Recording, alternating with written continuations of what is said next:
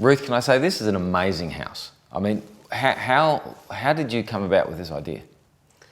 A lot of hard work. Yeah. So we had entered a design competition a couple of years running, and we've got about 15 years in compliance, which is actually issuing the certificate for the rating out of 10. So it was very important to actually build a house like this, because there's a lot of things that change from design to construction. To get a house that is at that international level and far beyond a 6-star rating was very important. We're very proud and excited to be the latest partner of the home. We weren't a construction or a design partner, but we are now supplying this home with electricity.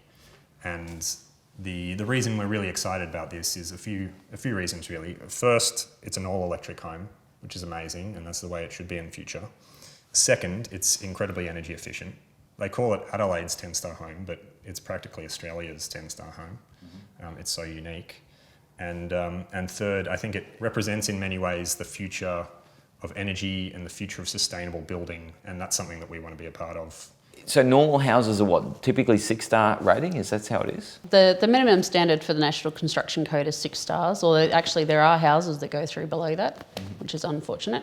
But 6 stars should be the absolute minimum. So in terms of quality of life and the rights for healthy houses, 6 stars should be bare basic.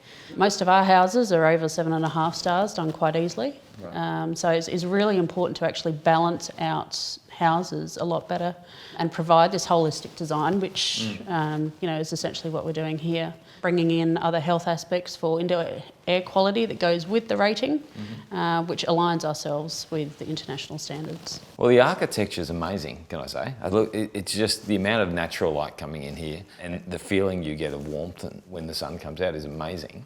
Are the materials used in the house, are they substantially different to what you'd use in any other house? No, pretty much exactly the same. The brickwork's all locally sourced from Golden Grove, so we've chosen things on purpose that are readily available.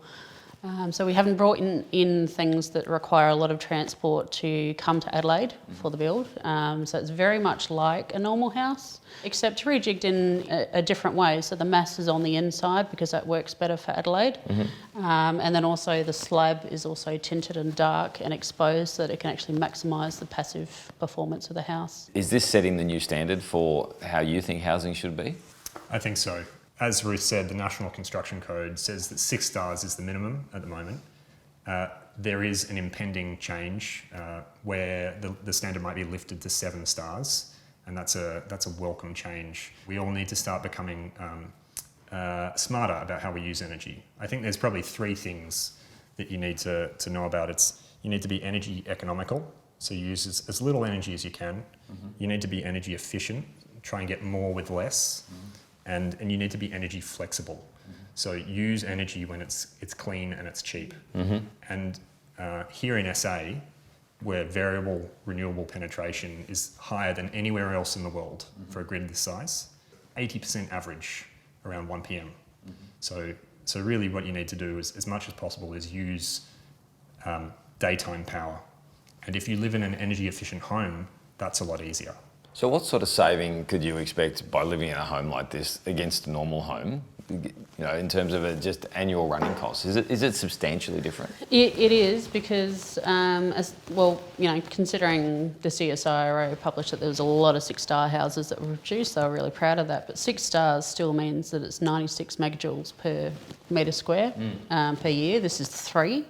So you can power 32 of these for the same power as a 6-star home. That's phenomenal. 8-star kind of hovers around, I think, about 4 times a 6-star home, which is reasonable. It's a good saving.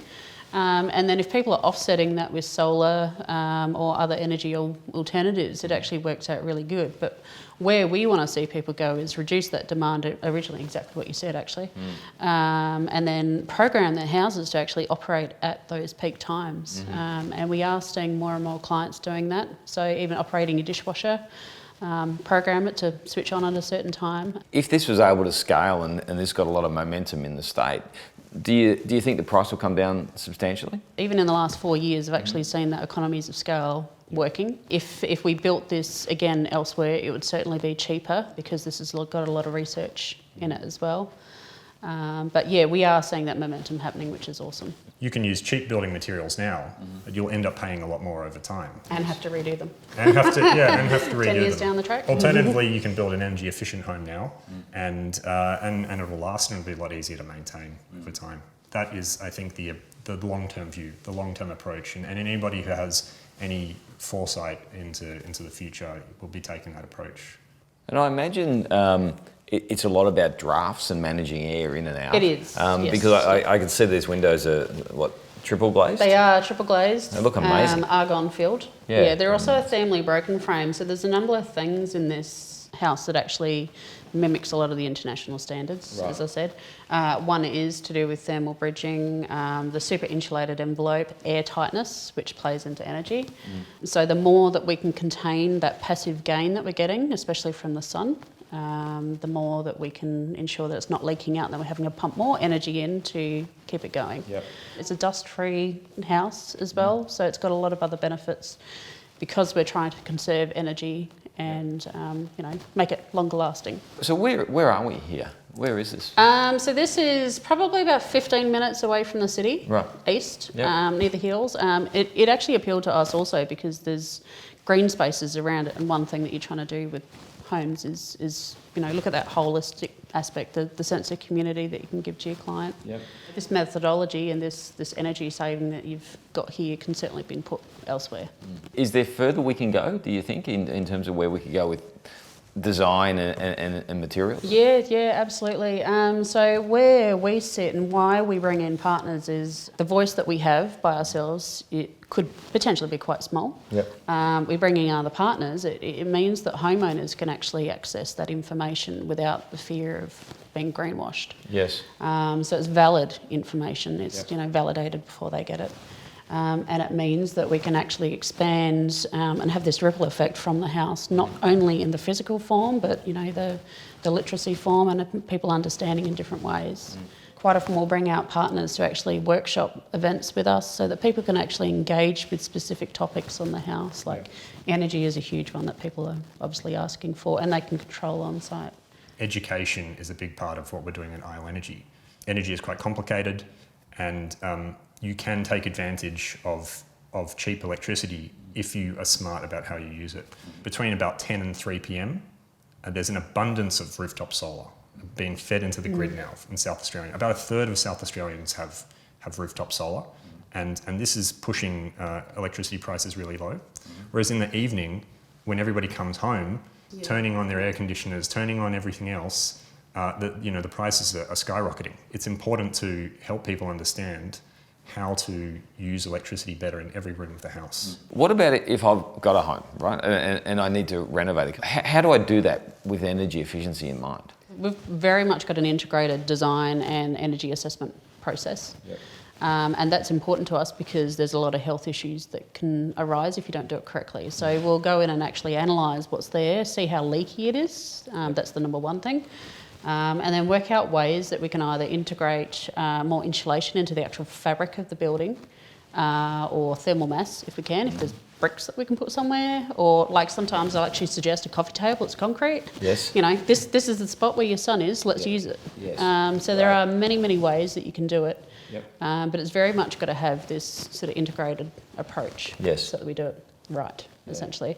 And that is actually the risk of the National Construction Code going to 7 or maybe 8 stars, is that unless they actually also increase the minimum standards for health, then there could be consequences as well. So we need to follow those international examples and make sure that Australia is doing the right thing. Yeah. Australia is actually about 10 years behind the UK. Is that true? Just to give you timelines, it's quite dramatic. Wow. Necessity is the mother of invention. Yes. Plenty is probably the father of stagnation, Yeah. I think. And Australia has just had such a beautiful climate for so long that we probably haven't really had to worry about energy efficient homes or how we use electricity. Going into the future, we're going to have more extreme climate events. Pricing of electricity is going to change. So you will really benefit from exercising a little bit of foresight into how you build your home. And renovating a home too. You don't need to have an energy efficient home. I know that it can be expensive to renovate something that you already have, but it helps a lot. It does, yeah. And also, if you can put a bit of a timeline to it, so say that there is a renovation that needs to occur, this is your final goal, let's start chipping away at the, the most important things. And energy, like in any case, if you're reducing your energy costs, then you can afford to do more of the renovations as well. It seems to me it's the only way to go forward, and it seems like the logical way for South Australia to move. So I certainly hope the government moves towards regulating towards an 8+ minimum, and we move forward for all new developments from there. So fingers crossed we get that way. Yes, yeah. Absolutely. It's certainly exciting times. Yeah, I'm looking forward to it. Yeah.